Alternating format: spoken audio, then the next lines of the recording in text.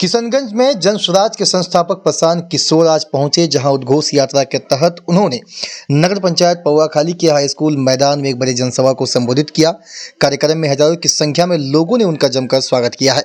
वहीं प्रशांत किशोर ने राजद पर जमकर हमला बोला है। उन्होंने कहा कि मुस्लिम समुदाय राजद के लालटेन में केरोसिन की तरह जल रहा है और रोशनी कहीं और ही हो रही है। वहीं उन्होंने भाजपा पर तंज कसते हुए कहा कि CAA-NRC भाजपा की सरकार लाई, मगर इससे ना ही किसी हिंदू ना ही किसी मुसलमान को कुछ फायदा पहुंचा है।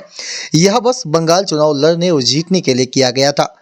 वहीं गौरतलब हो कि इस जनसभा में जिला प्रवक्ता निहाल अख्तर, प्रभारी डॉक्टर विजय कुमार, ठाकुरगंज विधानसभा उम्मीदवार इकरामुल हक, बहादुरगंज विधानसभा उम्मीदवार मुसब्बिर आलम, बहादुरगंज के विधानसभा उम्मीदवार साहिस्ता सहित जिले के दर्जनों जनस्वराज के अधिकारी और कार्यकर्ता मौजूद दिखे। आइए सुनते हैं कि इस दौरान प्रशांत किशोर ने क्या कुछ कहा है। जरा सब लोग सोच कर बताइए, आपके गांव पंचायत में, यहाँ किशनगंज में, आपके यहाँ और कुछ हो या न हो, आप सभी के बच्चों के लिए बढ़िया पढ़ाई और रोजगार की व्यवस्था होनी चाहिए या नहीं होनी चाहिए? हाथ सबका उठना चाहिए। होना चाहिए कि नहीं होना चाहिए? जोर से बोलिए, होना चाहिए कि नहीं होना चाहिए? पढ़ाई रोजगार होना चाहिए कि नहीं होना चाहिए? होना चाहिए। हम नहीं सिखाए। देखिए यहाँ आए जितने लोग हैं कितना समझदार है, चाहे आप हिंदू हैं या मुसलमान, अगड़े हैं या पिछड़े, महिला है या पुरुष, पढ़े लिखे हैं या अनपढ़, सब ने कहा कि न भैया पढ़ाई और रोजगार तो होना ही चाहिए।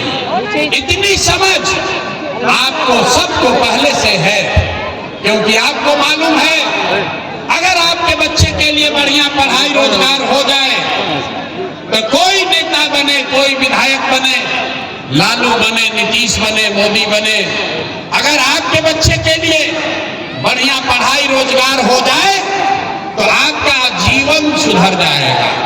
ये बात आपको पहले से पता है। अब आप देखिए, आपकी दुर्दशा का कारण अभी दिखाएंगे। सब लोग जरा अपने अपने बच्चों का चेहरा याद कर लीजिए। सब आदमी अपने अपने जरा बच्चों का चेहरा याद कर लीजिए और अपने बच्चों के नाम पर ईमानदारी से बताइए, आप में से किसने जीवन में एक बार भी अपने बच्चों के पढ़ाई रोजगार के लिए वोट दिया है? देखिए यहाँ की जनता का हालत देखिए। चुप, नहीं। कितना जोर से बोले हैं, ए भैया पढ़ाई या रोजगार होना चाहिए। अरे भाई, आप लालू नीतीश को गाली दे रहे हैं, नेता आप सबको दोषी बता रहे हैं। आपने तो अपने बच्चों के पढ़ाई रोजगार के लिए वोटे नहीं दिया। अब कोई खड़ा होकर कहेगा कि ए भैया हम लोग से तो कोई पढ़ाई रोजगार के लिए वोट मांगने आया ही नहीं। और इसका क्या गारंटी है कि अगर पढ़ाई रोजगार के लिए वोट देंगे तो हमारे बच्चों को पढ़ाई रोजगार मिलेगा? वोट हम लोग किसको दें? लालू को दें कि नीतीश को, मोदी को दें कि जनस्वराज को? हम आपको बता रहे हैं, जिसको मन है उसको वोट दीजिए। अभी 2 मिनट में जादू दिखेगा कि आपके बच्चों को पढ़ाई रोजगार कैसे मिलेगा। पूरे बिहार में आप जरा हम गिनवा, आपको दूसरे सवाल का जवाब देना है, उसके बाद आपको जादू दिखेगा। जरा सब लोग सोच के बताइए, आज तक आपने जिन नेताओं को वोट दिया उन नेताओं ने आपके और आपके बच्चों के लिए कुछ काम किया है कि नहीं किया है? हाथ उठाकर बताना है, नेताओं ने आपके बच्चों के लिए काम किया है कि नहीं किया है? हाथ उठाकर बताइए, तबे आगे बढ़ेगा बात। अरे किया है कि नहीं किया है? हाथ उठाइए और बोलिए, किया है कि नहीं किया है? नहीं किया है? नहीं किया है ना? पलटिएगा मत, वीडियो में रिकॉर्ड हो गया। यहाँ लोग आए हैं, कह रहे हैं कि जिन नेताओं को हम लोगों ने वोट दिया किसी ने हम लोग के बच्चों के लिए काम नहीं किया। तो हम अब गिनवाना शुरू करते हैं। सही बोले तो जोर से हाँ बोलिएगा, गलत बोले तो ना बोलिएगा। बात खत्म होगा, दिखेगा कि पढ़ाई रोजगार कैसे मिलेगा।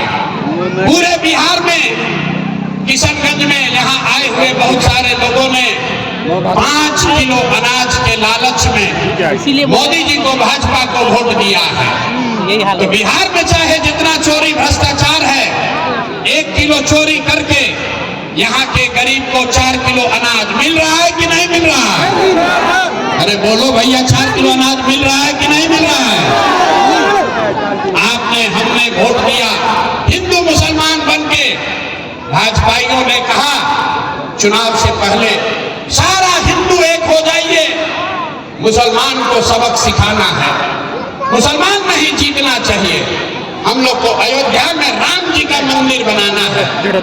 तो जितने यहाँ लोग आए हैं, जितने हिंदू आए हैं, आपके गांव में नाली गली नहीं बना, स्कूल अस्पताल नहीं हुआ, फैक्ट्री नहीं लगी, लेकिन आपके वोट से अयोध्या में राम जी का मंदिर बना है कि नहीं बना है? आपने, हमने, कई लोगों ने वोट दिया जाति के नाम पर, अपने जात के नेता को। बिहार में आदमी कहता है जिए चाहे मर जाए, अपना जात वाले को ही वोट देंगे। तो बिहार में आपके जात के नेता ने आपके बच्चों के पढ़ाई रोजगार का बात किया या नहीं किया, लेकिन जाति का बात और जाति का गिनती जनगणना पूरा बिहार में कराया है कि नहीं कराया है? अरे जाति का जनगणना हुआ है कि नहीं हुआ? तो बताते काहे नहीं, सो क्यों रहे हैं? जाति का जनगणना बिहार में हुआ है कि नहीं हुआ है? आपने, हमने, कई लोगों ने वोट दिया नीतीश कुमार को। लोगों ने कहा हम लोग को बिजली पानी सड़क चाहिए। लालू जी के राज में बिजली पानी सड़क नहीं था, तो नीतीश के राज में इसी बदहाल बिहार में बिजली का बिल 2000 आए चाहे 6000, घरे घरे बिजली आया है कि नहीं आया है? आया है। अरे बोलो भाई, बिजली आया है कि नहीं आया है? आपने, हमने वोट दिया मोदी का भाषण सुन के कि मोदी जी ने गुजरात में बड़ा विकास किया है। तो भैया, मोदी गुजरात में तो विकास कर रहे हैं, पूरा देश का पैसा ले जाकर गुजरात के गांव-गांव में फैक्ट्री लगा रहे हैं, और पूरे बिहार से, किशनगंज, अररिया से आपके हमारे बच्चे गुजरात में जाकर नौकरी मजदूरी कर रहे हैं कि नहीं कर रहे हैं? अरे भाई, तो कौना बात पर वोट दिए हो जो नहीं मिला? आपने अपने बच्चों के नाम पर कहा कि भाई हम लोगों ने अपने बच्चों के पढ़ाई रोजगार के लिए जीवन में वोट नहीं दिया, यही बताने आए हैं। बोइएगा बबूल तो आम कहां से खाइएगा? वोट दोगे 5 किलो अनाज के लिए तो रोजगार कहां से आएगा? वोट दोगे हिंदू मुसलमान के लिए, मंदिर मस्जिद के लिए, तो आपके यहाँ फैक्ट्री स्कूल कहां से लगेगा? वोट दीजिएगा जाति के नाम पर तो आपके बच्चों के लिए पढ़ाई कहां से मिलेगा? आपने मंदिर के लिए वोट दिया, मंदिर बना है। आपने अनाज के लिए वोट दिया, अनाज मिल रहा है। आपने बिजली के लिए वोट दिया, बिजली आई है।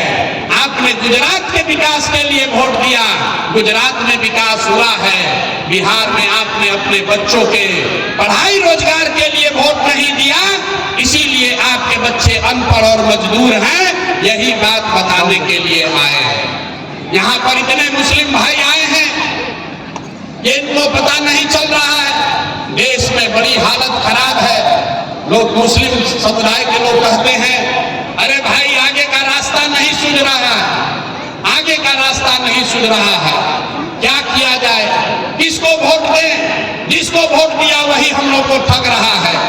हम आपको बता रहे हैं कि आपकी ये दुर्दशा क्यों है, आपकी ये दुर्दशा क्यों है, ये आपको बताने आए हैं। इसलिए नहीं कि लालू जी ने आपको ठगा, इसलिए नहीं कि कांग्रेस ने आपको ठगा। आपकी दुर्दशा इसलिए है, मुसलमानों की दुर्दशा इसलिए है कि आपके दीन में, आपके कौम में सामाजिक राजनीतिक जीवन के नजरिए से जो बातें पैगंबर साहब ने आपको बताई, आपने उसका भी ध्यान नहीं रखा है। जिस कौम के सबसे पवित्र ग्रंथ कुरान का पहला शब्द है इकरा, जिस कौम के सबसे पवित्र ग्रंथ कुरान का पहला शब्द है इकरा, मतलब पढ़ो, वो कौम आज देश की सबसे अनपढ़ कौम है, और आपको अपने बच्चों के पढ़ाई की चिंता नहीं। आप कहते हैं कि हम उसको वोट देंगे जो भाजपा को हराएगा। आपको बताया गया, इस्लाम में बताया गया कि हक और बातिल में आपको हक के साथ खड़ा होना है। लेकिन आज जो मुसलमान यहाँ बैठे हैं, आपको हक की चिंता नहीं है, आपको तादाद के साथ जाना चाहते हैं। तादाद में अगर बातिल भी दिखता है, भाजपा को हराता हुआ दिखता है, तो आप तादाद के साथ जाते हैं। इसीलिए ये दुर्दशा है, इसीलिए ये दुर्दशा है। अरे भाई, हम आपको क्या सिखाएंगे अगर आप पैगंबर साहब की बात नहीं मानते हो, अगर आप इस्लाम में सिखाई हुई रास्ते पर नहीं चलोगे, तो आपका दुर्दशा तो होगा ही होगा। आप कह रहे हैं कि हमारा रहनुमा कौन होगा? पैगंबर साहब ने कहा कि जिस कौम को अपने रहनुमाओं की समझ न हो, उसके ऊपर जालिम हुक्मरानों को मुसल्लत कर दिया जाता है। तो अगर आज का हुक्मरान जालिम है, अगर आज का हुक्मरान जालिम है, तो इसका मतलब है कि कहीं न कहीं आपसे अपने रहनुमाओं को चुनने में गलती हुई है, तभी आज ये दुर्दशा हुआ। ये हम नहीं कह रहे, ये बात पैगंबर साहब ने कही है कि जिस कौम को अपने रहनुमाओं की समझ न हो, उसके ऊपर जालिम हुक्मरानों को मुसल्लत कर दिया जाता है। और आज अगर आपकी ये दुर्दशा है, तो इसलिए है कि आपने हक का साथ छोड़ दिया, आपने तादाद की चिंता की, आपने सही लोगों को रहनुमा नहीं बनाया। यहाँ आते हैं ओवैसी साहब, ओवैसी साहब ने कहा कि मुसलमानों को अपना रहनुमा खड़ा करना चाहिए। हम भी ये कह रहे हैं कि आपका रहनुमा कोई दूसरा नहीं हो सकता है, मुस्लिम कौम से ही कोई रहनुमा खड़ा होना चाहिए। लेकिन ओवैसी साहब और जनसुराज में एक मूलभूत फर्क है। ओवैसी साहब ये कह रहे हैं कि मुसलमानों को एकजुट होना चाहिए और अपना नेता, अपना रहनुमा खड़ा करके लड़ाई लड़नी चाहिए। इस देश में 80% हिंदू रहता है और पूरे देश में भाजपा को 35% वोट मिला है। तो गणित का 5वां क्लास का विद्यार्थी भी बता देगा कि 80% हिंदुओं के इस देश में अगर भाजपा को 35% वोट मिला है, इसका मतलब है कि आधे से ज्यादा हिंदू आज भी भाजपा को वोट नहीं देते हैं। जरूरत इस बात की है कि उन हिंदुओं को पहचानिए, जाति के आधार पर नहीं, विचारधारा के आधार पर।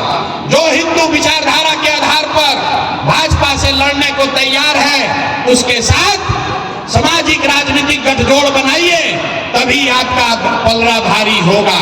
क्योंकि आधा हिंदू और मुसलमान साथी अगर साथ मिल जाए, तो आप होंगे 60% और भाजपा होगी 40%। यही तरीका, यही हथियार है भाजपा को हराने का, दूसरा कोई उपाय नहीं है। यही रास्ता बता रहे हैं, गांव-गांव जाके जनसुराज में लोगों को एक ही चीज बता रहे हैं। एक बार जीवन में आप खड़े होइए और अपने बच्चों के पढ़ाई और रोजगार के लिए वोट दीजिए। इसलिए नहीं कि प्रशांत किशोर कह रहे हैं, इसलिए कि आपके हदीस में भी ये बात कही गई। सही मुस्लिम, सही बुखारी में ये लिखा हुआ है कि हर मुसलमान की उन पर ताकीद की गई है कि आपको अपने बच्चों की अच्छी परवरिश करनी है, उसको अच्छा नाम देना है, उसकी तालीम और तरबियत करनी है। और आज आप अपने बच्चों की चिंता छोड़ के लालू नीतीश के चक्कर में पड़े हैं। कौन मोदी को हराएगा, कौन मोदी को जिताएगा? मेरे भाई, एक बार जो रास्ता इस्लाम में बताया गया है, उसको पकड़िए, अपने बच्चों की चिंता कीजिए, आपकी जीत अपने आप होगी, भाजपा अपने आप हारेगी। यही रास्ता बताने आए हैं। ठीक लगे तो ये संकल्प लेकर जाइए, किसी से डरिए मत, डरिए मत। जो मुसलमान कहता है कि हम अल्लाह को छोड़कर किसी से नहीं डरते हैं, और आपको भाजपा का डर इतना लगता है कि किसी ने भाजपा का नाम लिया और डर के मारे आप उसको वोट दे दिए। तो मेरे भाई, अगर आप अल्लाह को छोड़कर किसी से नहीं डरते हैं, तो आपको भाजपा से भी डरने का जरूरत नहीं है। अपने दम पर खड़ा होइए, अपने बच्चों की चिंता कीजिए, अपने बच्चों के पढ़ाई रोजगार की चिंता कीजिए। लोग वोट क्यों देता है? लोग वोट 3 वजह से देते हैं। लोग वोट देते हैं विकास के लिए, लोग वोट देते हैं राजनीतिक भागीदारी के लिए, और लोग वोट देते हैं अपने राजनीतिक विरोधी को हराने के लिए। इन तीनों नजरिए से 30 बरस से राजद को, लालटेन को वोट देने वाले लोग, आप जरा समझ लीजिए, विकास आपको मिला नहीं। आज बिहार में दलितों के बाद सबसे ज्यादा गरीब बदहाल फटेहाल अगर कोई है तो मुसलमान समाज के बच्चे हैं। तो विकास आपको मिला नहीं। भागीदारी का तो आलम ही ये है कि पूरे बिहार में आबादी के हिसाब से आपके 40 विधायक होने चाहिए। पूरे बिहार में खाली 19 मुस्लिम विधायक हैं। 1650 मुखिया होना चाहिए, 1100 से कम मुखिया है। 27,000 से ज्यादा वार्ड सदस्य होने चाहिए, 11,000 से कम वार्ड सदस्य मुस्लिम हैं। ये इसलिए है कि आपकी राजनीतिक विरासत को खत्म कर दिया गया। लालू जी ने बता दिया कि भाई तुम राजनीति मत करो, हमारे पीछे चलो, हमारे लालटेन में किरासन तेल बनकर जलते रहो, हम तुम्हारे यहाँ रोशनी करेंगे। लेकिन आपने देख लिया 35 वर्ष से जिस लालटेन में आप किरासन तेल बनकर जल रहे हैं, रोशनी हो रही है लालू जी के घर में और जल रहा है आपका और आपके बच्चों का भविष्य। तो तय आपको करना है कि आपको लालटेन में किरासन तेल बनना है कि अपने घर में रोशनी और प्रकाश लेकर आना है। कि बिहार में लोग 30-35 साल के अपनी राजनीतिक बंधुआ मजदूरी के को खत्म करने के लिए, बिहार में बदलाव के लिए, बिहार में अपने बच्चों के शिक्षा रोजगार के लिए लोगों ने अपना नया विकल्प तय कर लिया है। उन्होंने तय कर लिया है कि अब भाजपा के डर से लालू और लालू के डर से भाजपा को वोट देना नहीं है। एक नया विकल्प जो एक ईमानदार और सशक्त विकल्प है, जो गांधी के विचारधारा और बाबा साहब के विचारों से प्रभावित होकर बनाया गया है। एक ऐसा दल जो किसी व्यक्ति का नहीं है, किसी समाज का नहीं है, किसी परिवार का नहीं है, वो बिहार के 1 करोड़ लोगों का है। बिहार की जनता अपनी 35 साल की राजनीतिक बंधुआ मजदूरी को खत्म करना चाहती है। वो चाहती है कि बिहार में भी विकास हो, उनके बच्चों के लिए भी पढ़ाई और रोजगार हो, बिहार भी विकास की दौड़ में शामिल हो। यही ये भीड़ दिखा रही है कि बिहार की जनता बदलाव के लिए, लालू नीति से मुक्ति के लिए पूरी तरीके से तैयार है।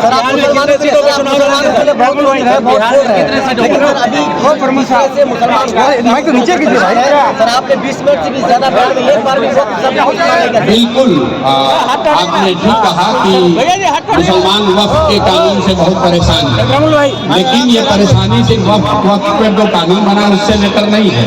मुसलमान तो 2014 से परेशान है, कभी CA/NRC से परेशान है, कभी कॉमन सिविल कोड की वजह से परेशान है, कभी ट्रिपल तलाक के मामले से परेशान है। क्योंकि जो देश में सरकार है वो हर 6 महीने साल भर में कोई न कोई ऐसा कानून लेकर आती है जिससे मुस्लिम हिंदू समाज में आपस में बंटवारा हो, मुसलमान समाज में असहजता बढ़े। उनको वक्फ से मतलब नहीं है। भाजपा को, सरकार को वक्फ में सुधार नहीं चाहिए। उनको ये भी नहीं है कि वो वक्फ का जमीन छीनने वाले। मैं आपको बता रहा हूँ, वो सिर्फ हिंदू मुस्लिम का पोलराइजेशन करने के लिए, आपस में लड़ाई लगवाने के लिए इस तरह का काम करते हैं।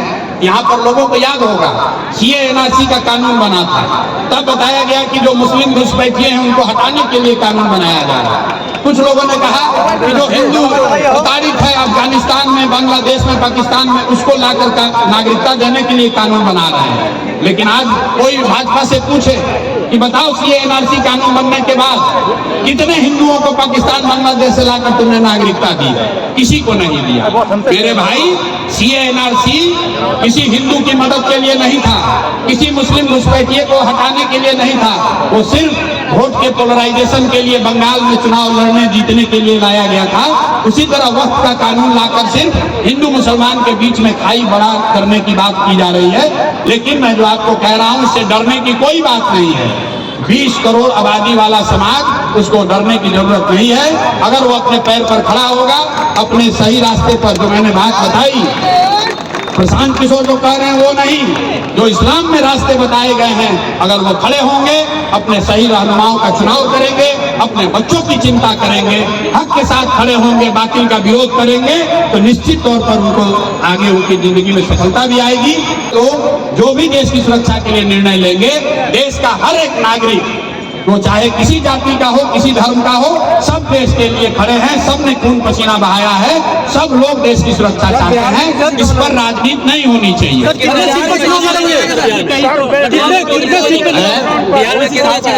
गठबंधन की ओर तो इशारा नहीं करो। कौन? ओवैसी साहब को जो चर्चा की, जो कहीं गठबंधन की ओर तो इशारा नहीं। ओवैसी साहब से हमारा कोई संपर्क नहीं। ओवैसी हमारे मित्र हैं व्यक्तिगत तौर पर, लेकिन राजनीतिक तौर पर कोई सवाल नहीं है, क्योंकि मैंने बताया ओवैसी साहब का रास्ता जो है वो मुसलमानों को एकजुट करना है। हमारा रास्ता जो है वो ये है कि मुसलमानों को उन हिंदुओं के साथ एकजुट करना है जो सब मिलकर भाजपा से लड़ना चाहते हैं। दोनों में फर्क है, इसलिए हम लोग का दोनों में कोई आपस में संबंध नहीं है। उस वोटर की अहमियत है जो बिहार में अपने बच्चों के लिए भलाई चाहता है। हर उस वोटर की अहमियत है जो बिहार में व्यवस्था परिवर्तन चाहता है। हर उस वोटर की अहमियत है जो बिहार में 30-35 साल से चल रहे लालू राज से मुक्ति चाहता है। हर उस वोटर की अहमियत है जो चाहता है कि लालू के डर से भाजपा और भाजपा के डर से लालू को वोट देने की जो राजनीतिक बंधुआ मजदूरी है, इससे निकलने का कोई विकल्प मिले, और वो विकल्प का नाम है जनसुराज। 243 सीट। चुनाव से पहले भी कोई गठबंधन नहीं, चुनाव के बाद भी कोई गठबंधन नहीं, 2025 में भी गठबंधन नहीं, 2029 में भी कोई गठबंधन नहीं।